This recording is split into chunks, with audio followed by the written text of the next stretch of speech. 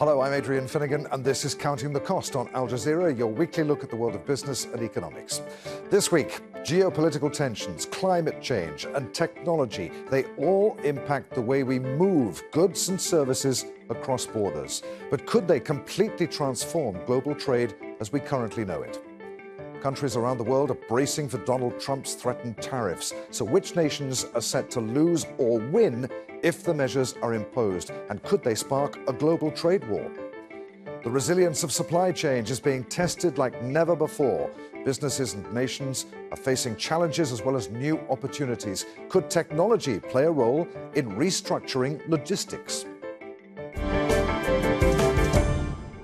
The COVID-19 pandemic has laid bare the vulnerabilities of global supply chains. More than ever before, trade routes are being disrupted by geopolitical tensions, climate change, and technological advancements. That's forcing governments and companies to rethink how goods and services flow across borders.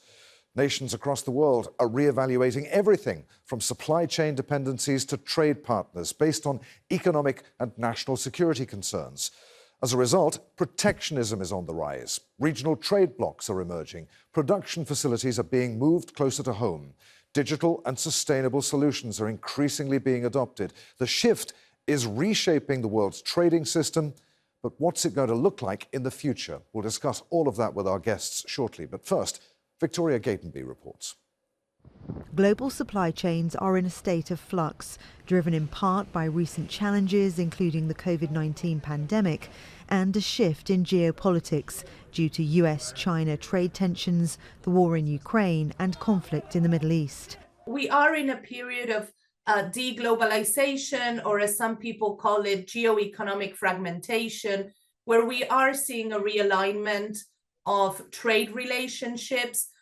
Particularly if you want, you have a group that's led by the US, a group led by China, and then you have non-aligned countries.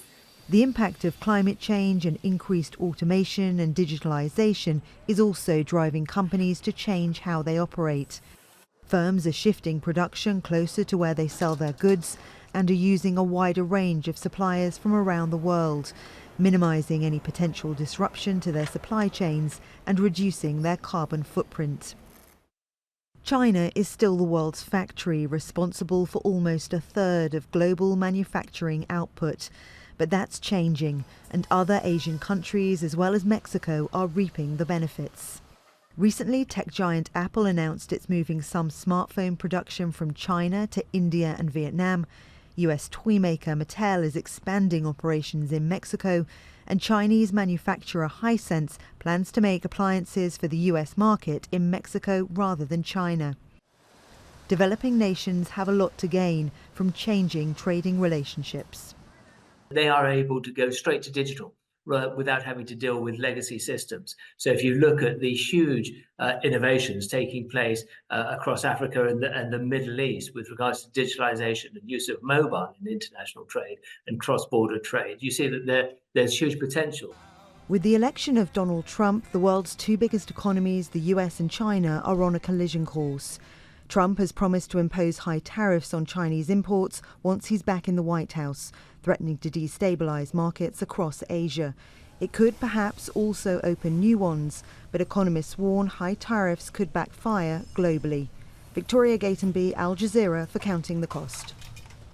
Global economic ties are changing in ways not seen since the end of the Cold War. Trade between countries that hold similar political views is growing more quickly than between countries with differing views, according to the World Trade Organization. And there's been a spike in tariffs and trade barriers. Such restrictions have more than tripled in the last 5 years. Direct trade between Russia and the West collapsed following the Russian invasion of Ukraine. China's exports to the US dropped by 8% between 2017 and 2023, following a flare-up in trade tensions over Taiwan and Chinese support for Russia over Ukraine. In the same period, US exports to China decreased by around 4%. The IMF says that trade and investment are being rerouted through so-called connector countries like Mexico, Vietnam, Indonesia, Poland and Morocco, helping to cushion the economic impact of direct trade decoupling between the US and China. The return of Donald Trump to the White House and the threat of higher tariffs, of course, could impact all of that? Well, the global trade system is highly vulnerable to disruption at a number of key points around the globe. 90% of trade goods are transported by sea. Much of it passes through a few key choke points dotted around the globe. Disruption to any of them could have costly consequences for the global economy. The Strait of Hormuz sees about a fifth of the world's oil and gas supplies pass through it every year. Geopolitical tensions between Iran on one side and Israel and the United States on the other side have raised concerns over the security of the strait. Iranian forces have boarded and detained a number of tankers there in recent years. 1/5 of maritime trade passes through the Taiwan Strait, and Taiwan produces 90% of the world's most advanced computer chips. China regards the island as a breakaway province and hasn't ruled out using force to retake it. Such a move would have a major impact on global trade. And climate change is also a concern. Around $500 billion of goods pass through the Panama Canal every year. It's a key link between the Atlantic and Pacific Oceans, but unprecedented droughts have lowered water levels in the canal, forcing authorities to restrict traffic by as much as 50%. Let's bring in our guests for our discussion on the programme. From Brussels, we're joined by Hosuk Lee Makiyama, a leading author on trade diplomacy, EU-Far East relations and the digital economy, and the director of the European Centre for International Political Economy. From Geneva, we're joined by Kimberly Botwright, head of sustainable trade at the World Economic Forum. And from Hong Kong, we're joined by Alejandro Reyes, non-resident senior fellow at the Centre on Contemporary China and the World, University of Hong Kong, scholar in residence, Asia Society, Hong Kong Centre. Hosuk, let's start with you. What do you see as the biggest threats to global supply chains right now, out of the list, that huge list that I gave you just a few moments ago? Well, the nature of black swan events is that you can never really predict them. You cannot rank them. But I think it's fair to say that we are living in extraordinary times, or you could even say that we are back to ordinary times, because the last 30 years we've had is actually an era of extreme privilege. We've never had a period like this where East and West could trade with each other without disruption from war, rivalry, colonialism, or communism. So in a sense, we are just returning to normal. But some of the issues that we have discussed are quite predictable, like the incoming Trump administration and the unilateral actions that are planned by a number of governments, which they all have been quite transparent about. They are all consequences of each other's reactions, and it's basically a nasty and toxic cocktail of unilateralism and protectionism, if you like. Whereas other issues, for example, like climate change, will be much, much more unpredictable. Kimberly, on that note, do you agree with what you heard just then? We're talking about supply chains being in a state of flux right now, but aren't they always? I mean, that's the very nature of them, aren't they? Changing and adapting as circumstances and technology evolves. Is there anything you feel that's particularly unusual about now? I think what's particularly unusual about the moment we're in now is the massive energy transition that's called for in order to achieve the Paris Agreement on climate change, which puts pressure on all nations and then has consequences for trade, because countries will need to rethink where they are getting their energy from. They will need to rethink the components and inputs into those energy mixes. And I do think that there's a big risk at the moment that trade tensions actually leave a lot of opportunities on the table. So, for example, lowering tariffs as opposed to raising tariffs on certain clean energy inputs could actually increase trade by 5% globally, and that's data from the World Trade Organization. Whereas tariffs, for example, if the US were to levy tariffs on Canada, Canada is a major source of the US's energy imports. That's on oil, of course, but that is nonetheless still important to the US economy right now. So I think it's really important for countries to consider, really to look into their trade policies and get the mixture right as they undertake that transition in a way that ensures energy security, but also the energy transition. Alejandro, picking up on what both Hosuk and Kimberly were saying there, what do you see as the main threats? I mean, climate change is going to have an impact, obviously, but trade tensions too. People have become pretty used to seeing goods on their local shop shelves from all over the world. Is that going to change, do you think? I don't think that particular aspect of consumerism will change, or the availability of choice. I think we might see prices kind of go up. My main concern is the geopolitics. We know where Donald Trump stands. He thinks of tariffs as the most beautiful word, and he's already announced that on day one of his administration, he will apply 25% tariffs on all goods from Canada and Mexico, and 25% at least, but probably more, heavy levies on goods from China. And he's linked it to the migrant border security problem in the United States, and to the fentanyl crisis, the opioids crisis in the United States, saying, well, I'm doing this to punish those countries for the migrant problem and for the drug problem. So, it sounds quite performative, but the impact will be significant, because the disruptions will not just make companies, manufacturers, exporters to the United States rethink the supply chains that already exist, but that'll take a long time for them to do so. But it will also have a significant disruption to global trade, and indeed global the rate of inflation around the world. So these are policies that are being made not with any evidence or sense or logic, but they're practically performative, really. And that kind of volatility, that kind of unpredictability, if you will, even though we know what's coming, does create, I think, problems, risks for business, risks for people who are in the supply chain business, and just the risks for the consumer, concerns for the consumer. Jose, there's a lot of talk about trade war being bandied around at the moment. What exactly do we mean when we say trade war? It sounds pretty frightening. For those of us who've never experienced a trade war, what does it mean for the likes of you and I? Well, I would actually like to dispute that statement, because for practitioners out there, we have been in a constant state of trade war since 1968. Ever since the Kennedy round, people have tried to settle their differences, trial rules via intergovernmental negotiations in Geneva. And when they fail, they take unilateral actions, whether it's over frozen chicken or cars, or we are talking about data centers. This has been basically the norm.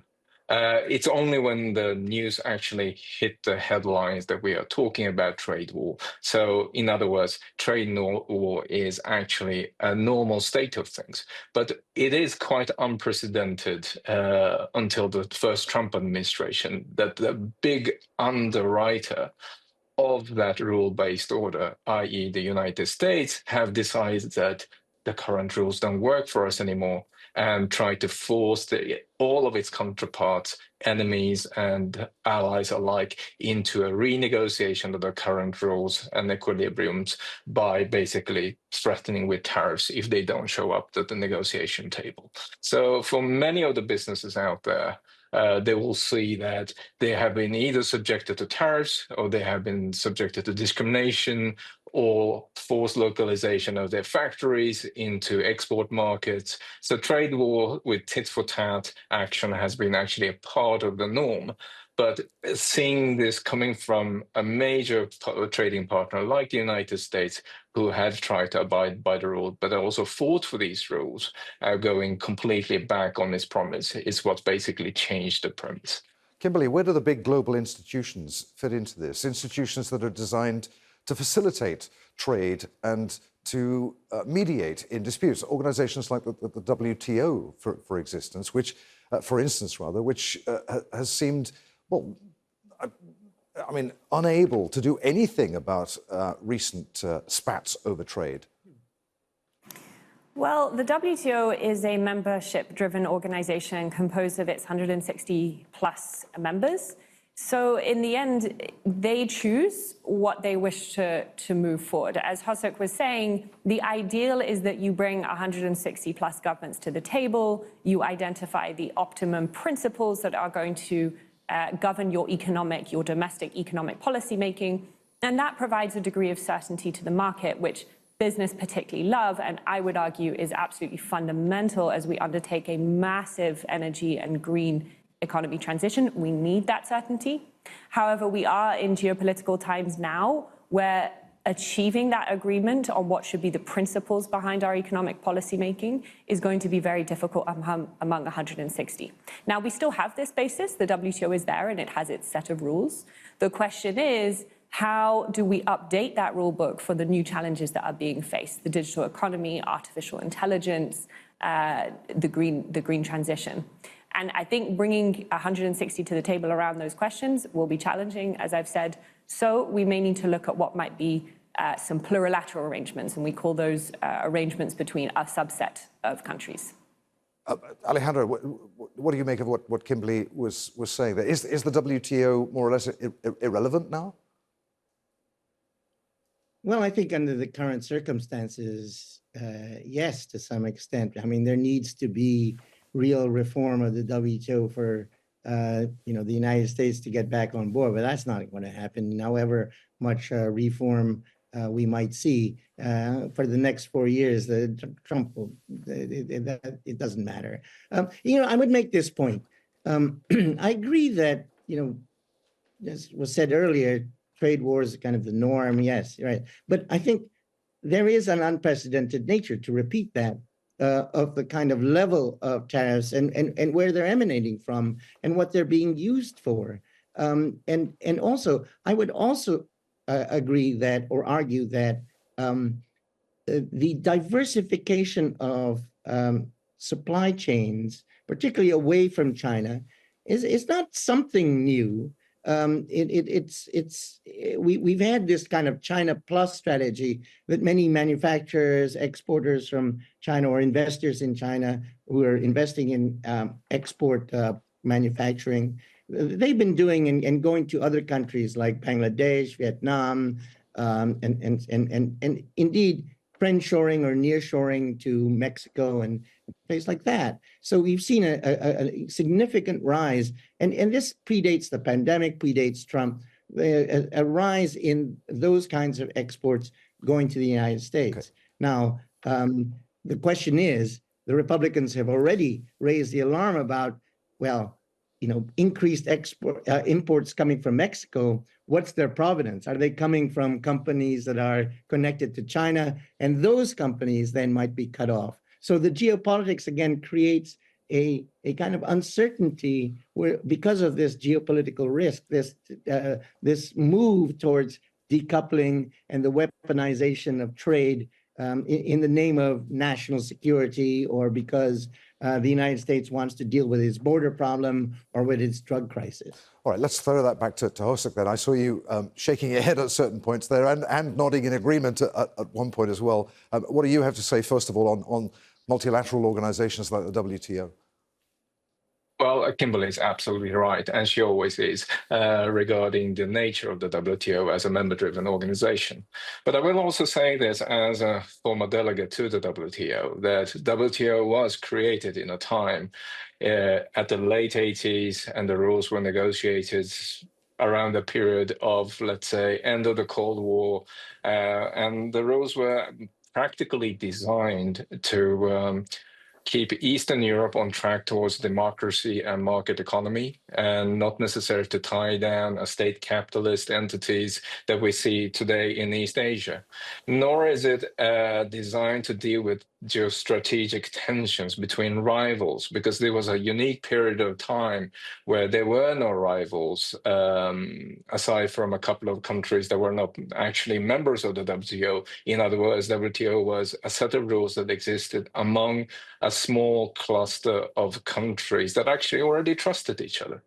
So one of the mistakes, if you like, is that the membership has expanded to incorporate countries that don't necessarily trust each other. This is actually a fairly unique set of, let's say, circumstances, which drives us to a situation where the WTO has become completely irrelevant. I will make 2 points in context of this, which is that if the rules have stopped making sense, we can clearly say that there are 2 countries in the world who are absolutely happy with the current circumstances that they are. One is the United States, because it has the ability to force other members into perhaps a new organization or a new negotiation or new agreements based on what it wants. And Donald Trump has effectively used its tariff to force people into those negotiations. The other one is China, thanks to its massive growth and internal market, but also to a certain degree, its hegemonic, quasi-hegemonic powers in its region. It has become a very, very attractive power for those who are lured by it. And for everyone else, basically, we are living in an illusion where we believe that the rules still apply. Several pillars of the WTO have already been becoming dysfunctional. And in addition to that, Geneva ambassadors now have agreed to speed up the appointment of a director general who is very, very strongly disliked by the United States, but also Trump administration in particular. This is a declaration of war by the WTO against the Trump administration. At the bare minimum, we will see defunding and blocking of all activities in the WTO. In the worst case scenario, we might even see United States leaving the WTO, trying to set up a WTO 2.0 elsewhere. Kimberly, I mean, I get the feeling that well, I don't know, he'll correct me if I'm wrong, but that Hosuk and Alejandro are kind of against Trump in terms of his trade policies. Is there any positive? I mean, can we find something positive in what Trump says that he's going to do in his second term? I mean, what's wrong with protectionism and putting America first? So I wouldn't comment on whether one nation's policies are correct or not. I think what is important is that every nation looks at their economic policy settings as part of their objectives for delivering growth and prosperity for their citizens. That's what trade policy is. It is ultimately a tool in the broader toolkit that governments have to deliver economic growth. Now, there are also big debates across the world within nations and between nations on whether growth is the pure objective and the only objective that we should be striving for. Should we not also be striving for a healthy planet, for fair and just societies? And I think we've known for a very long time, since we set the Sustainable Development Goals in 2015, that we have to do all of that together. We have to do social inclusion, we have to do environmental objectives, and we have to do economic growth. We cannot ignore any one of those pillars. And trade, ultimately, as a traditionally more economic tool, has to evolve to be able to serve the other pillars as well. But equally, we cannot forget that trade is fundamental about driving growth. So I would say simply that as governments set their trade policies, they need to examine if those trade policies are going to drive sustainable growth for their populations or not. And that's the basis under which they should be evaluating how successful they are. And Alejandro, you were talking about connector countries, the rise of connector countries. Let's talk about that for a moment. These countries, I suppose, stand to benefit from a trade war. Countries like Vietnam, Indonesia, India, outside Asia, Mexico. We've got Poland as well. To a certain extent, some of them emerging economies who find themselves now playing a much bigger role in global trade networks. That's a good thing, isn't it? Yes, but again, they remain vulnerable if the biggest player, the United States, is going to look into, well, is this company that's exporting X to the United States, is this owned by Chinese interests or Chinese interests that shifted their production from mainland China to Mexico, and then exclude them? I mean, that's already on the radar screen of United States legislators. And indeed, there is legislation in the United States that will probably be revived in the next Congress that would withdraw permanent normal trade relations from China, which will have not just an effect on the US and China, will have an effect globally and an inflationary effect besides. So, I mean, the rules of what tariffs are and what tariffs do, they don't change just because Donald Trump says it's a beautiful word and he wants to use them as a tool to get people to the negotiating table. It doesn't change the fact that if you impose these tariffs, it's not the country that you're trying to punish or decouple from or de-risk from or exclude or whatever that's paying them. It's a tax on your consumers, on your citizens, and it's inflationary. I think the Biden administration was quite remiss at not removing the initial tariffs that Trump had imposed on China, and that was a cause of inflation, and they didn't own up to it, right? So I think that, okay, you can use tariffs as a tool, a cudgel, but what do you actually end up doing? Who are you harming? What are you actually gaining? And does it even help with the deficit, say? And I don't think that that's going to be the case. And that is where we're going to have to end our discussion. We're out of time. Fascinating. Many thanks indeed to all of you, Jose, Kimberly, and Alejandro. Good to have you with us on Counting the Cost. And if you'd like to join in with the discussion, you can tweet me. I'm at @afinnegan on X. Try to remember to use the hashtag AJCTC because then everyone can join in the discussion too. You could also drop us a line. Countingthecost@aljazeera.net is our email address. As always, there's plenty more for you online at aljazeera.com/CTC. That takes you straight to our page, and there you'll find individual reports, links, even entire editions for you to catch up on. But that is it for this edition of Counting the Cost. I'm Adrian Finnegan from the team here. Thanks for joining us. The news on Al Jazeera is next.